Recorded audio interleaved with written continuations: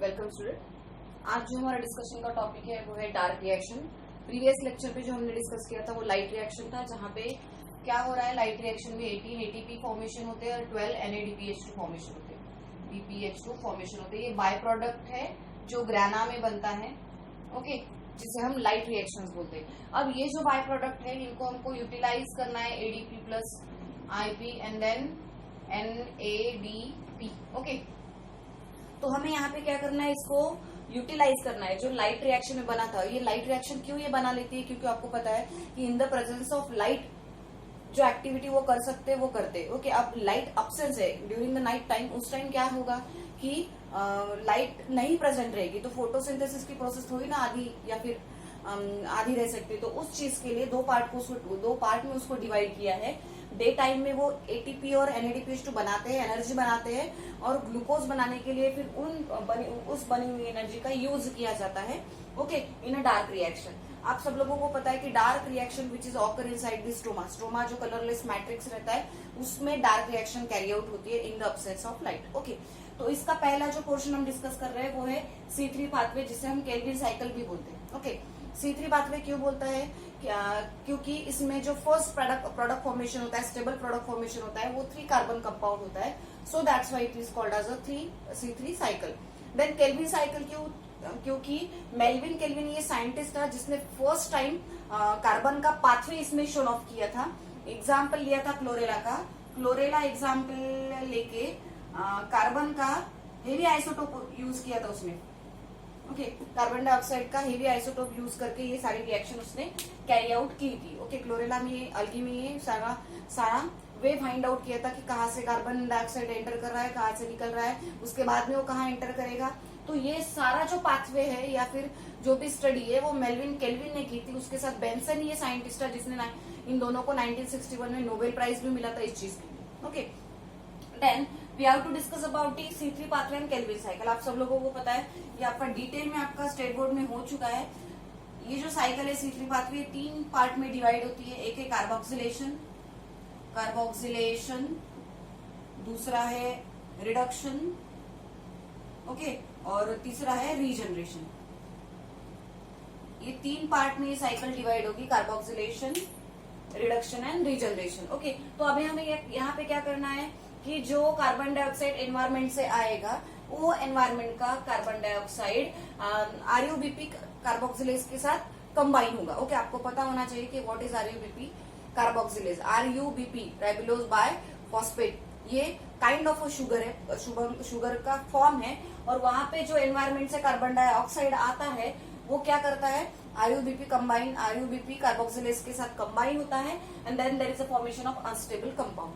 यहाँ पे unstable compound आपको नाम मेंशन नहीं किया है, लेकिन वो कीटो एसिड रहता है, okay. Keto acid is the unstable compound. Unstable क्यों बोलते हैं इसे, क्योंकि ये जैसे बनता है वैसे ही दूसरे फॉर्म में कन्वर्ट हो जाता है, वहां पे बना हुआ नहीं रहता, अनस्टेबल रहता है, ओके।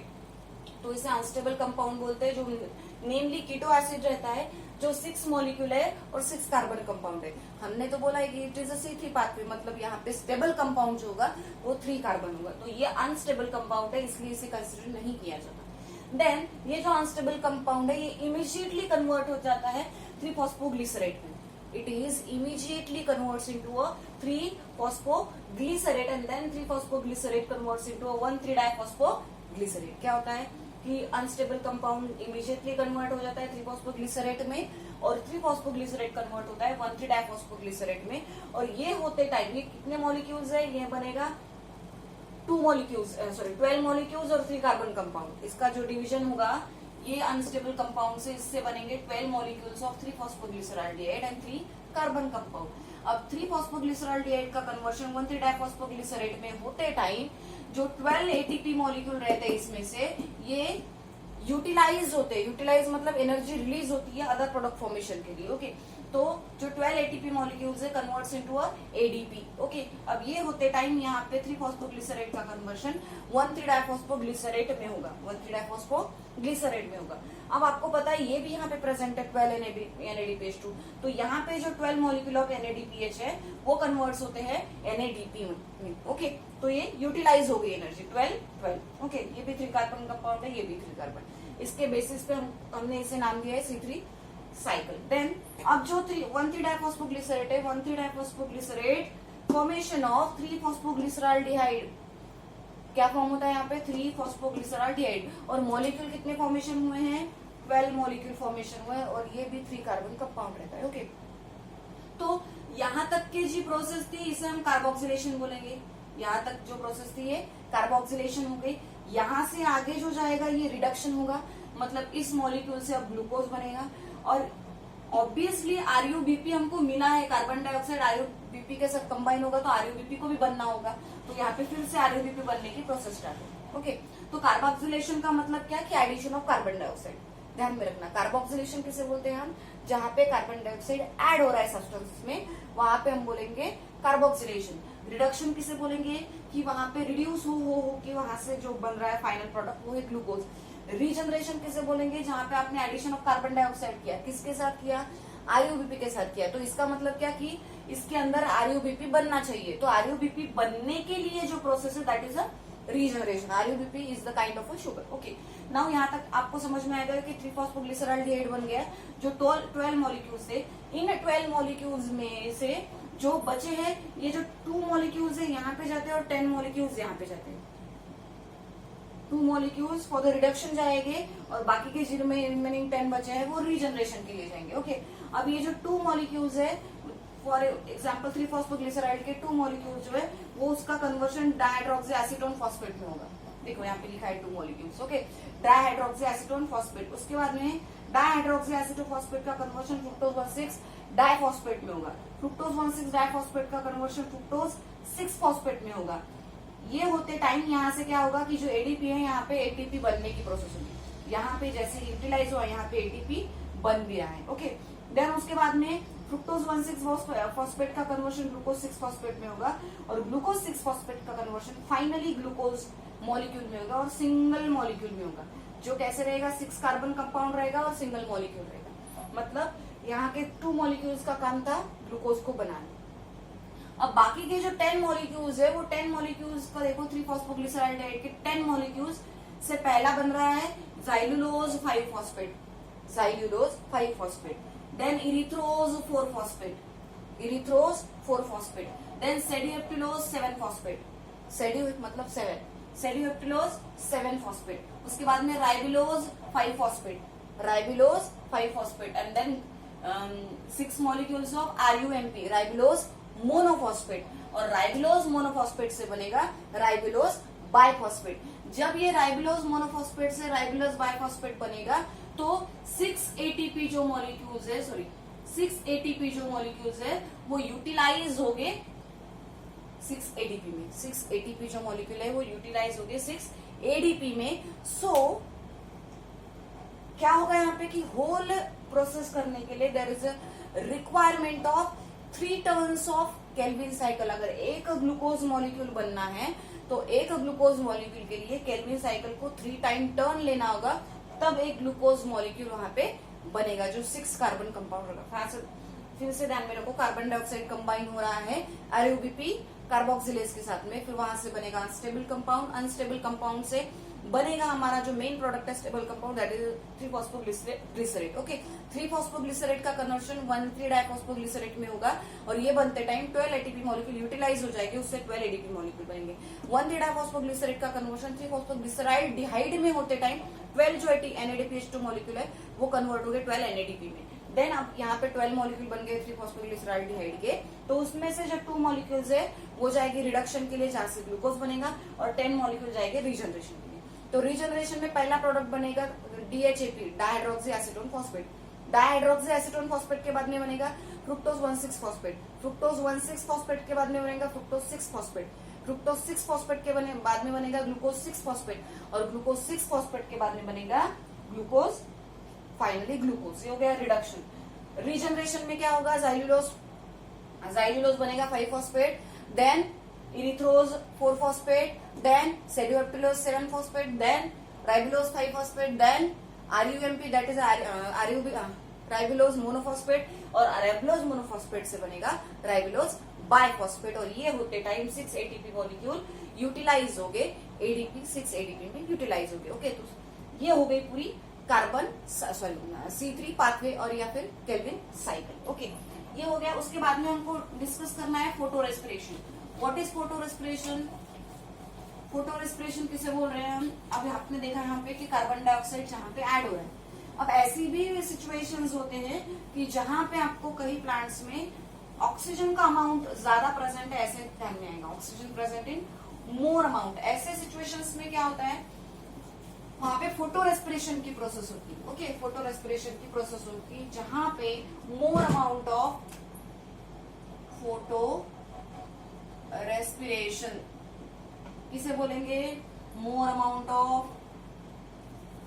O2, मोर लाइट, लाइट भी जहां पे ज्यादा प्रेजेंट है, देन लेस कार्बन डाइऑक्साइड और मोर टेम्परेचर। जहां पे मोर ऑक्सीजन है, मोर लाइट है, मोर टेम्परेचर, लेकिन कार्बन डाइऑक्साइड लेस अमाउंट में प्रेजेंट है, वहां पे फोटो रेस्पिरेशन की प्रोसेस होती है। It is carry out in 3 cell organelle. 3 cell organelle में कैरी आउट होगी। सबसे पहले क्लोरोप्लास्ट में, उसके बाद में पेरोक्सीजोम में, और उसके बाद में आएगा ये माइटोकॉन्ड्रिया। ओके, ये 3 सेल ऑर्गेनेल में ये प्रोसेस होगी। पहले देखो, आप ड्रॉ कर लो यहाँ पे। This is 1 chloroplast, this is 1 peroxisome and this is 1 mitochondria. Okay, oxygen add हो रहा है। ऑक्सीजन ऐड होने के बाद में जो पहला प्रोडक्ट बनेगा वो बनेगा 3-फॉस्फोग्लाइकोलेट। Okay, plus 3PGA, three phosphoglycerate. ये पहला प्रोडक्ट बनेगा। जब कार्बन ऑक्सीजन मोर अमाउंट में ऑक्सीजन प्रेजेंट है, तभी तो फोटो रेस्पिरेशन हो रहा है। तो ऑक्सीजन किसके साथ में कंबाइन होगा? हमारे पास जो ReBP प्रेजेंट है उसके साथ में। ओके, तो कंबाइन हो गया, बनेगा 2-फॉस्फोग्लाइकोलेट एंड 3PGA। ओके, 3PGA का कन्वर्शन उसके बाद में होगा ग्लाइकोलेट में। इसमें कन्वर्शन होगा ग्लाइकोलेट में। ये हो गई क्लोरोप्लास्ट में प्रोसेस। क्लोरोप्लास्ट, यहाँ पे आएगा पेरोक्सीजोम और यहाँ पे आएगा माइटोकॉन्ड्रिया। ओके, ग्लाइकोलेट बना। ग्लाइकोलेट जो क्लोरोप्लास्ट में बना, ये शिफ्ट हो जाएगा कहाँ पे? पेरोक्सीजोम में, और यहां से बनेगा glyoxylate plus H2O2, peroxisome, hydrogen peroxisome. Okay, तो ग्लाइऑक्सिलेट बना। अब ये जो ग्लाइऑक्सिलेट है ये फिर से शिफ्ट हो जाएगा किसमें? ग्लाइऑक्सिलेट जो पेरोक्सीजोम में बना ये शिफ्ट हो गया कहाँ पे? माइटोकॉन्ड्रिया में। अब माइटोकॉन्ड्रिया में शिफ्ट होने के बाद में यहाँ पे 2 ग्लिसाइन मॉलिक्यूल बनेंगे। ओके, अब ये जो 2 ग्लिसाइन मॉलिक्यूल है, it is a kind of amino acid. Okay, ये अमीनो एसिड के टाइप है। अब 2 जो ग्लिसाइन मॉलिक्यूल है उसका कन्वर्शन होगा 2 सेराइन मॉलिक्यूल। ये भी अमीनो एसिड है, और ये होते टाइम यहाँ पे क्या होगा? जो भी कार्बन डाइऑक्साइड आ रहा है वो रिलीज हो रहा है, वो केल्विन साइकिल में जाएगा। ओके, देन अमोनिया यहाँ पे रिलीज हो रहा है, NH3। उसके बाद में NADPH का कन्वर्शन NADP में हो रहा है। ओके, उसके बाद में जो 2 सेराइन मॉलिक्यूल बने हैं, ये 2 सेराइन मॉलिक्यूल कहाँ पे जाएंगे? कहाँ पे जाएंगे? ये एंटर इनटू अ, जो माइटोकॉन्ड्रिया में बने हैं वो एंटर करेंगे पेरोक्सीजोम में। तो यहाँ पे आगे फिर से 2 सेराइन मॉलिक्यूल। 2 सेराइन मॉलिक्यूल का कन्वर्शन किसमें होगा? It converts into hydroxy pyruvate में होगा। ओके, अब ये जो हाइड्रोक्सी पायरवेट है इसका कन्वर्शन जो पेरोक्सीजोम में बना है वो शिफ्ट हो जाएगा कहाँ पे? क्लोरोप्लास्ट में। कहाँ पे शिफ्ट हो जाएगा? क्लोरोप्लास्ट में शिफ्ट हो जाएगा। और क्लोरोप्लास्ट में शिफ्ट होने के बाद में क्या बनेगा? यहाँ पे पायरवेट बनेगा, और पायरवेट से फिर से PGA बनेगा, और PGA फिर से कंबाइन होगा फिर से साइकिल में। ओके, तो ये पूरी साइकिल यहाँ पे फॉर्मेशन हुई है। देखो, ऑक्सीजन कंबाइन हुआ ReOBP के साथ में, there is a formation of two phosphoglycolate 3PGA। Okay, उसके बाद में ग्लाइकोलेट बना। ग्लाइकोलेट जो बना था वो शिफ्ट हो गया पेरोक्सीजोम में, और ग्लाइकोलेट से बना ग्लाइऑक्सिलेट प्लस H2O2। अब जो ग्लाइऑक्सिलेट बना है वो शिफ्ट हो गया माइटोकॉन्ड्रिया में। उस ग्लाइऑक्सिलेट से बना ग्लिसाइन मॉलिक्यूल। वो जो ग्लिसाइन मॉलिक्यूल है, अगेन उस ग्लिसाइन मॉलिक्यूल से 2 सेराइन मॉलिक्यूल बने जो कहाँ पे बने थे? माइटोकॉन्ड्रिया में। वो शिफ्ट हो गए पेरोक्सीजोम में। फिर उस 2 सेराइन मॉलिक्यूल से हाइड्रोक्सी पायरवेट बना, जो हाइड्रोक्सी पायरवेट पेरोक्सीजोम में बना था। अब इससे बनेगा पायरेवेट, अब ये जो पायरेवेट है इससे बनेगा 3-फॉस्फोग्लिसरेट, और फिर से ये साइकिल कंटिन्यू होती जाएगी। Okay, so it is called as a photo respiration, जहां पे ऑक्सीजन का अमाउंट मोर प्रेजेंट रहता है, where the amount of oxygen is more, in that situation there is a photo respiration is occur, उस situation में photo respiration की process carry out होती है। ओके, उसके बाद में जो हमें डिस्कस करना है वो है C4 पाथवे।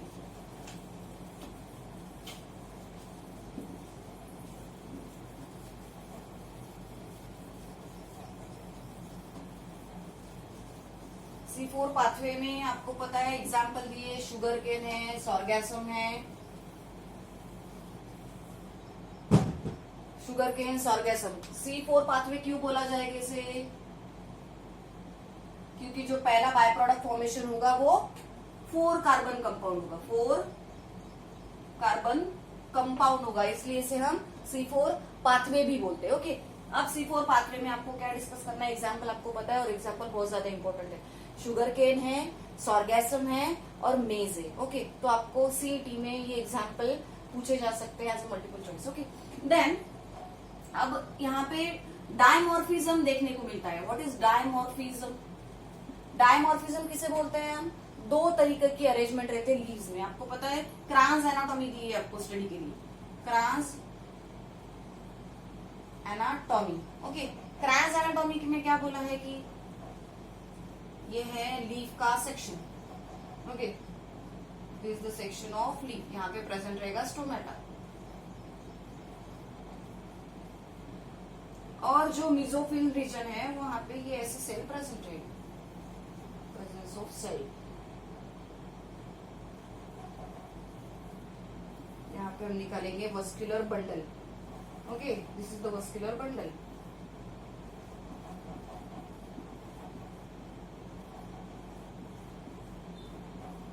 यहां से फिर से आएगा स्टोमेटा। ये रफ डायग्राम है, आप लोगों को ये सब चीजें पता है, हम सिर्फ इसे ओवरलुक कर रहे हैं। ओके, ठीक है, ये स्टोमेटा। यहाँ पे बना था हमारा बंडल शीट, ऐसे ऐसे सेल्स आपको दिए है बुक में, ये डायग्राम आप स्टडी करना। ओके,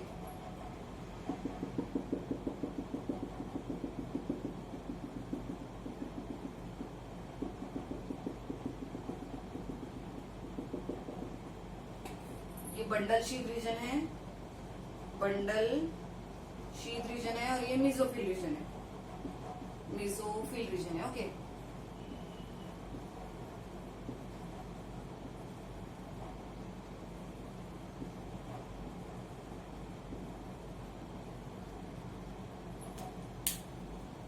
देखो 2 पार्ट में डिवाइड किया है हमने लीफ को। यहाँ पे स्टोमेटा है जो ट्रांसपिरेशन करता है, एपिडर्मिस है, और ये हमारा जो ये रीजन है इसे मिजोफिल रीजन है। नॉर्मली मिजोफिल रीजन 2 पार्ट में 2 टाइप के सेल में डिवाइड होता है, एक है पैलिसेड सेल और दूसरा है पैलिसेड सेल और दूसरा है स्पॉन्जी पैरेनकाइमा सेल।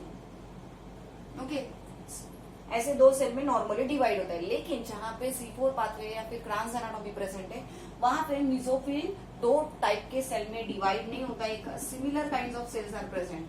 वहां पे वहां पे क्या होगा, similar kind of cell present रहेंगे, कोई डिफरेंशिएटिंग सेल प्रेजेंट नहीं रहेगी। ओके, इसलिए हम इसे क्रांस एनाटॉमी बोलते हैं। अब बंडल शीट जहां पे हमने देखा मिजोफिल, पहले हम मिजोफिल की बात करेंगे कि मिजोफिल में जो क्लोरोप्लास्ट है ये स्मॉलर इन साइज रहता है। मिजोफिल में जो क्लोरोप्लास्ट है वो स्मॉलर इन साइज रहता है, और that's why there is a presence of abundant grana. Grana कैसे रहेगा? मोर अमाउंट में प्रेजेंट रहेगा। अब ये जो बंडल शीट के सेल है, यहाँ पे जो क्लोरोप्लास्ट रहेगा वो लार्ज साइज का रहेगा। देखो, मिजोफिल में स्मॉलर साइज क्लोरोप्लास्ट है, और आप लोगों को पता है कि जितनी साइज स्मॉल होगी उतने ज्यादा नंबर में वो प्रेजेंट रहेंगे, और यहाँ पे ग्राना प्रेजेंट रहेगा। आप अगर बंडल शीट के बारे में बात कर रहे हो तो बंडल शीट में जो है क्लोरोप्लास्ट की साइज बड़ी रहती है, उसकी वजह से वहां का जो साइज है उसका वजह से उसका नंबर जो है क्लोरोप्लास्ट का वो लेस हो जाता है, और ये अग्रैनल रहता है। ओके, 2 टाइप के एंजाइम से यहाँ पे वर्क करते हैं। मिजोफिल रीजन में जो एंजाइम प्रेजेंट है वो है PEP कार्बोक्सिलेज, और बंडल शीट में जो ये प्रेजेंट रहता है एंजाइम वो है RUBP कार्बोक्सिलेज। ओके, तो आपको ध्यान में इतना ही रखना है कि यहाँ पे कौन से क्लोरोप्लास्ट प्रेजेंट है, यहाँ पे कौन से प्रेजेंट है, यहाँ पे कौन सा एंजाइम वर्क करता है, यहाँ पे कौन सा एंजाइम वर्क करता है। उसके अलावा ट्रांस एनाटॉमी में जैसे C4 पाथवे में जो है वो 30 ATP रिक्वायर्ड रहते हैं for the synthesis and C3 pathway में 18 ATP प्रेजेंट रहते हैं फॉर द सिंथेसिस। तो जो C4 पाथवे है ये मोर सिंथेसाइजर है फोटोसिंथेसिस में, इसे मोर एप्लीकेबल बोला जाता है C4 pathway. Okay, now we have to discuss about the C4 pathway. C4 pathway actually होता कैसे है, आपको प्लांट्स के नाम पता हो गए, सब ट्रॉपिकल रीजन में ये फाउंड होता है, ग्रासेस फैमिली में आता है, डाइकॉट्स में भी ये अवेलेबल रहता है। ओके, तो इन प्लांट्स में ये जो टाइप है आपको C4 पाथवे मिलेगा जहाँ पे 4 कार्बन कंपाउंड पहला बनता है। तो अगर हमने इसको डिवाइड कर दिया, ये हो गया मेसोफिल रीजन और ये हो गया बंडल शीट। क्या होगा यहाँ पे पायरुविक एसिड है, पायरुविक एसिड है, ये पायरुविक एसिड एंटर करेगा यहाँ पे। ओके, फिर पायरुविक एसिड, इस पायरुविक एसिड से बनेगा फॉस्फोइनॉल पायरुवेट। क्या बनेगा इससे? फॉस्फोइनॉल पायरुवेट बनेगा। ओके, अब ये जो फॉस्फोइनॉल पायरुवेट है, इससे फॉस्फोइनॉल पायरुवेट से बनेगा oxalo acetic acid OAA in the presence of PEP carboxylase, in the presence of PEP carboxylase. अब ये जो ऑक्सैलो एसिटिक एसिड है इसका कन्वर्शन होगा मैलिक एसिड में in the presence of malate dehydrogenase. Okay, और यहाँ पे क्या होगा, ट्वाइस NADP का कन्वर्शन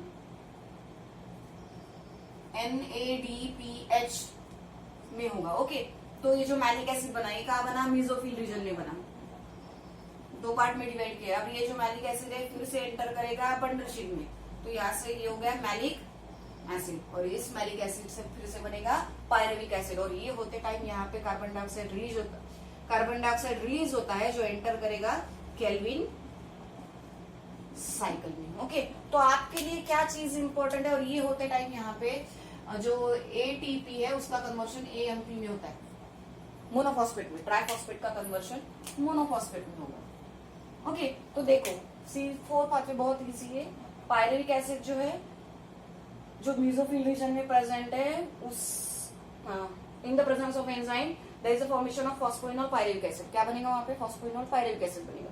वो जो फॉस्फोइनॉल पायरुविक एसिड है उसका कन्वर्शन ऑक्सैलो एसिटिक एसिड में बनेगा और ये 4 कार्बन कंपाउंड है और ये स्टेबल कंपाउंड है। ओके, तो यहाँ पे जो पहला प्रोडक्ट बनता है वो ऑक्सैलो एसिटिक एसिड बनता है जिसे हम 4 कार्बन कंपाउंड बोलते हैं, इसलिए इसे C4 पाथवे बोलते हैं।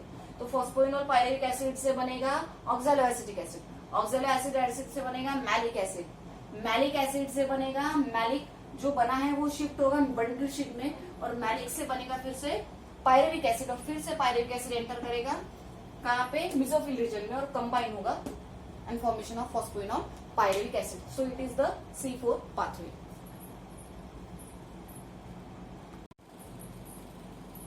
नेक्स्ट टॉपिक है हमारा CAM pathway. Okay, CAM pathway means crassulacean acid metabolism. आप लोगों को पता है कि क्रस्टुलियन एसिड मेटाबॉलिज्म किसे बोलते हैं हम, जहाँ पे डेजर्ट प्लांट पे सिचुएशन कैरी आउट होती है, डेजर्ट प्लांट पे। ओके, जहाँ पे स्टोमेटा ओपन ड्यूरिंग नाइट, जहाँ पे स्टोमेटा क्या हो रहा है? नाइट में ओपन हो रहा है, उस स्टोमेटा को हम स्पोटो एक्टिव स्टोमेटा भी बोलते हैं, स्पोटो एक्टिव भी स्टोमेटा बोलते हैं, जो नाइट में ओपन होता है डेजर्ट प्लांट में। एग्जाम्पल कौन से दिए आपको? एलोवेरा है, एलो अपेशिया एंड कलंचोई, एलो एंड अपोशिया। एग्जाम्पल बहुत ज्यादा इंपॉर्टेंट होते हैं। ओके, तो आपको एग्जाम में मल्टीपल चॉइस में क्वेश्चन पूछा जा सकता है कि which is the example of CAM pathway. तो मेंशन इसमें से कोई भी एक हो सकता है और बाकी 3 अलग रहेंगे। ओके, तो सीएम पाथवे में क्या होता है कि सेम सिचुएशन से यहाँ पे स्टोमाटा नाइट टाइम में ओपन होता है। तो ड्यूरिंग नाइट टाइम अगर स्टोमाटा नाइट टाइम में ओपन हो रहा है तो ऑब्वियसली C4 पाथवे कहाँ पे कैरी आउट होगा, नाइट में होगा। ओके, और C3 पाथवे डे टाइम में कैरी आउट होता है। Okay, C3 pathway day time में कैरी आउट होता है। C4 पाथवे में क्या बनेगा, मैलिक एसिड बनेगा। There is a formation of malic acid. बाकी पूरी सिचुएशन यहाँ पे भी as a by product oxalo acidic बनेगा और यहाँ पे बाय प्रोडक्ट C3 पाथवे में क्या होगा, केल्विन साइकिल प्रेजेंट रहेगी। यहाँ पे केल्विन साइकिल प्रेजेंट रहेगी। ओके, ये हो गया हमारा C4 पाथवे जहाँ पे मैलिक एसिड बन रहा है ड्यूरिंग नाइट। अब ये जो मैलिक एसिड है वो रिलीज होगा for the fixation of carbon dioxide. Carbon dioxide को फिक्स होने के लिए यहाँ पे ये रिलीज होगा। कहाँ पे जाएगा फिर वो, केल्विन साइकिल में। ओके, तो ये रिलीज हुआ कार्बन डाइऑक्साइड, मतलब formation of malic acid is called as acidification. Acidification, और जहाँ पे मैलिक एसिड बन के कार्बन डाइऑक्साइड रिलीज कर रहा है या फिर मैलिक एसिड डिस्ट्रैक्ट हो रहा है, डिस्ट्रॉय हो रहा है और वहां से कार्बन डाइऑक्साइड रिलीज हो रहा है, तो ये जो है इसे बोलेंगे डी एसिडिफिकेशन। डी एसिडिफिकेशन किसे बोलते हैं हम, डी एसिडिफिकेशन। जहाँ पे मैलिक एसिड बनेगा उसे एसिडिफिकेशन, और जहाँ पे मैलिक एसिड डे टाइम में रिलीज हो जाएगा, कार्बन डाइऑक्साइड रिलीज हो जाएगा, तो उसे बोलेंगे हम डी एसिडिफिकेशन। और जो मैलिक एसिड रिलीज होने के बाद में जो कार्बन डाइऑक्साइड वहां से रिलीज हुआ है because of the malic acid, वो एंटर करेगा केल्विन साइकिल में। केल्विन साइकिल से फिर से आएगा कहाँ पे, फिर से C3 पाथवे में। मतलब ये continuous C3 C4 C3 C4 C3 C4 ये कंटिन्यू स्टार्ट रहेगा। और ये डेजर्ट प्लांट में होती है जहाँ पे वाटर का कंटेंट कम रहता है, लाइट टेम्परेचर बहुत ज्यादा हाई रहता है। तो during that time during that condition stomata open during a night. Okay, तो उस प्लांट्स में आपको CAM पाथवे देखने को मिलेगा। Okay, now interdependence of light. Light का interdependence, light and dark reaction एक दूसरे पे कैसे डिपेंडेंट है। ओके, तो आप लोगों को पता है कि यहाँ पे लाइट रिएक्शंस होती है। ओके, लाइट रिएक्शन है और यहाँ पे डार्क रिएक्शन है। ओके, यहाँ पे लाइट रिएक्शन में हमने क्या देखा है, there is photolysis of water, photolysis of water होता है।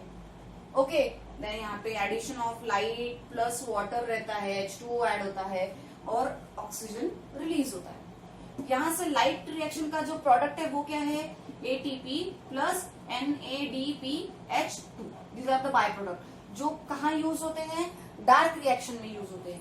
ये जो रिएक्शंस है लाइट रिएक्शंस की कहाँ कैरी आउट होती है, ग्रेना में कैरी आउट होती है।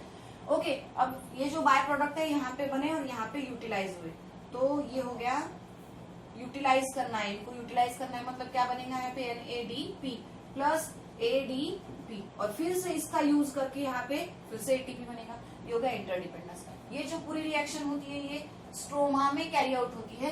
और डार्क रिएक्शन में क्या होता है, एडिशन ऑफ कार्बन डाइऑक्साइड होता है। राइट, यहाँ पे कार्बन डाइऑक्साइड ऐड होता है। जहाँ पे हमने केल्विन साइकिल देखी, केल्विन साइकिल में कार्बन डाइऑक्साइड ऐड हो रहा है, तो एडिशन ऑफ कार्बन डाइऑक्साइड होता है। स्ट्रोमा में ये रिएक्शंस कैरी आउट होती है और स्ट्रोमा में ही बनता है ग्लूकोज। स्ट्रोमा में ही बनता है glucose. So it is the interdependence of light and dark reaction. जो लाइट में यूज हुआ वो यूटिलाइज किया जाएगा और वो जो यूटिलाइज हुआ है उससे फिर से ATP और NADPH बनेगा। ये जो प्रोसेस है वो ग्रेना में बनेंगी जहां से O2 रिलीज होगा और ये जो प्रोसेस है यहाँ पे कार्बन डाइऑक्साइड फिक्स होगा। ओके, यहाँ पे बॉडी में जो एंटर बना हुआ है कार्बन डाइऑक्साइड रिएक्शन से ये यहाँ पे फिक्स होगा डार्क रिएक्शन में और after that fixation there is a formation of glucose. Okay, so it is the interdependence of light and dark reaction. अब लाइट एंड डार्क रिएक्शन का इंटरडिपेंडेंस आपने देख लिया। आपको इंपॉर्टेंस और फैक्टर अफेक्टिंग दिए फोटोसिंथेसिस के, फैक्टर अफेक्टिंग जैसे लाइट हुआ, टेम्परेचर है, कार्बन डाइऑक्साइड है, ओके, वाटर है। ये सारे फैक्टर जो है वो फोटोसिंथेसिस पे अफेक्ट करते हैं। आप लोगों को एक पहले बात पता होनी चाहिए कि लाइट, टेम्परेचर, कार्बन डाइऑक्साइड या वाटर कोई भी अगर बहुत ज्यादा अमाउंट में आप प्लांट को प्रोवाइड कर रहे हो तो that doesn't show a increasing property. वो इंक्रीजिंग प्रॉपर्टी नहीं शो करेगा, वो शो करेगा inhibiting property. Inhibiting property. Inhibiting property का मतलब क्या कि वो ग्रोथ, वो इंक्रीज जो है वो रुक जाएगा अगर आप कुछ भी ज्यादा अमाउंट में देते हो। कंसिडर करो कि आप बहुत ज्यादा अमाउंट में प्लांट को लाइट प्रोवाइड कर रहे हो, तो लाइट बहुत ज्यादा होने से फोटोसिंथेसिस का रेट नहीं बढ़ेगा। लाइट अगर मॉडरेट अमाउंट में होगी, मिनिमम अमाउंट में होगी, मतलब नियर टू मिनिमम होगी, उस टाइम फोटोसिंथेसिस का रेट बढ़ सकता है। कंसिडर करो कि समर टाइमिंग में आप बहुत ज्यादा लाइट प्रेजेंट रहती है, ओके, तो ऐसा तो नहीं है, बहुत ज्यादा टेम्परेचर भी प्रेजेंट रहता है, ऐसा तो नहीं है उस टाइम कि फोटोसिंथेसिस का रेट बढ़ा हुआ रहेगा, नहीं। अगर आप कार्बन डाइऑक्साइड भी उसको ज्यादा दे दो, प्रोवाइड कर दो, क्योंकि आपने तो बोला है कि प्लांट्स को कार्बन डाइऑक्साइड चाहिए, उनका खाना है।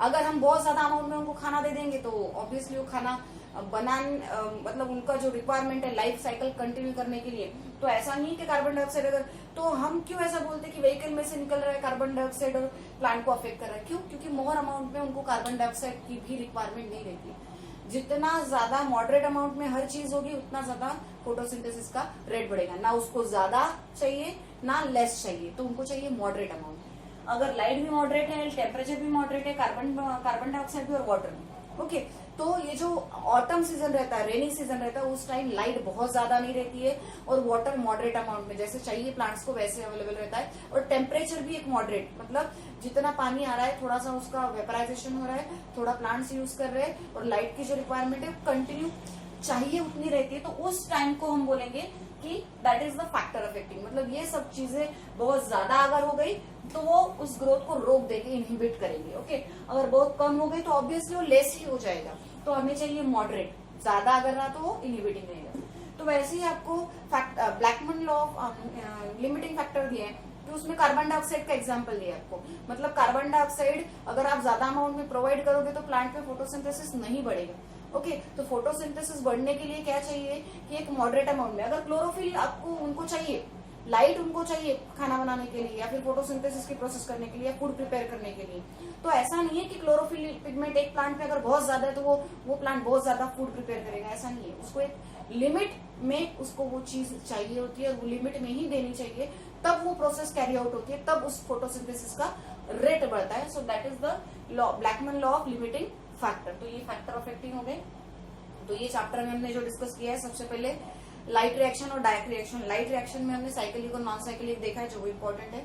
उसके बाद में हमने डार्क रिएक्शन में Calvin cycle, that is C3 pathway, C4 pathway, photo respiration, crassulacean acid metabolism, factor affecting, okay. तो ये सब जितने भी पॉइंट्स हुए उतने आपको जितना इम्पोर्टेंट है, कितने एटीपी फॉर्मेशन होते हैं, कौन से एग्जाम्पल्स है, किससे कौन सा बाय प्रोडक्ट बन रहा है, लाइफ टाइम मिजोफिल पोर्शन में कौन सा एंजाइम प्रेजेंट है, बंडल शीट में कौन सा एंजाइम प्रेजेंट है, देन क्लोरोप्लास्ट कहाँ पे ज्यादा प्रेजेंट रहता है, लार्जर साइज का। तो ये सब एक हर एक इसमें का पॉइंट इंपॉर्टेंट है, पूरी थ्योरी की थ्योरी को इंपॉर्टेंट है, उसमें से क्या उठाना है आपको पता होना चाहिए। तो मैंने ये चैप्टर आपका क्लियर कर दिया। If have any doubt then call me. Thank you.